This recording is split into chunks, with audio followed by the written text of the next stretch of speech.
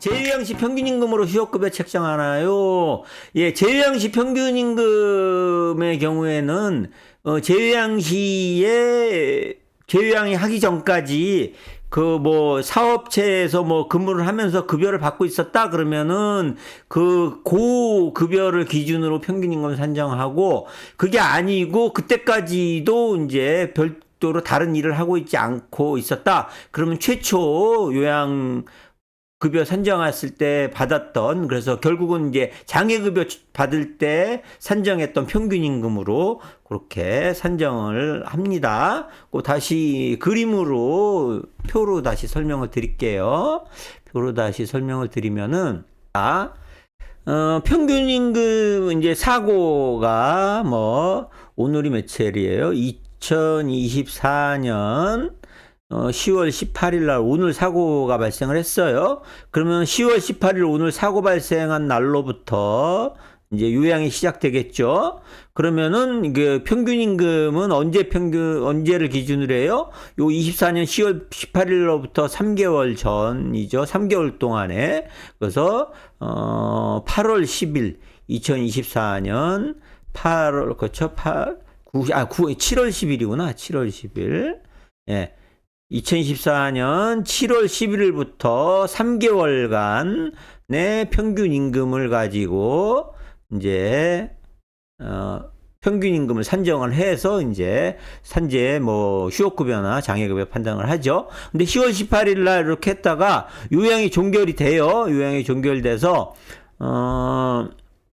만약에 한 3개월 정도 요양했다 그러면은 2025년 1월이죠, 1월. 2025년 1월 20일까지 요양을 했다. 그러면은 1월 20일 날 요양을 했으면은 요 평균임금이 이제 변동은 없을 텐데, 1년이 넘어가면 평균임금이 변동이 있고 1년을 안 넘어갔다면 요 평균임금이 요때도 이제 요 평균임금 그대로 이제 장애급여를 받겠죠. 장애급여 받을 때 산정했던 최종적인 평균임금, 요 평균임금이 있고, 그러고 난 다음에 이제 재취업, 두 가지 방법이 있어요. 두 가지가.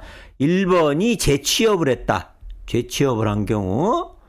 그 다음에 2번은 재취업을 안 한 경우. 그래서 재취업을 했으면은 만약에 1월 20일 날 재요양을 종결됐는데, 산재가 종결이 됐는데 한 6개월 정도 있다가, 그래서 7월 한 20일경에 재요양을 신청을 했다. 다시 아픈 부분이 재발을 해서, 그러면은 이때에 재요양을 하게 되면은, 재취업을 한 상태였다가 재요양을 하게 되면은 평균임금은 7월 20일로부터 3개월 전, 그래서 4월 20일부터 7월 20일까지의 재취업 기간 동안에 받은 평균임금, 요걸 기준으로 다시 산정을 합니다. 그런데 이 기간 동안에 재취업을 안 해서 급여를 받은 게 없다. 그러면은 평균임금을 어떤 걸 평균임금 기준으로 해요? 이때 최초 요양을 해서 받았던 요 평균임금, 요때의 평균임금을 기준으로 그대로 한다. 이렇게 알고 계시면 될 것 같습니다. 이해되셨죠? 네. 그래서 최저임금으로 하는 건 아니고요.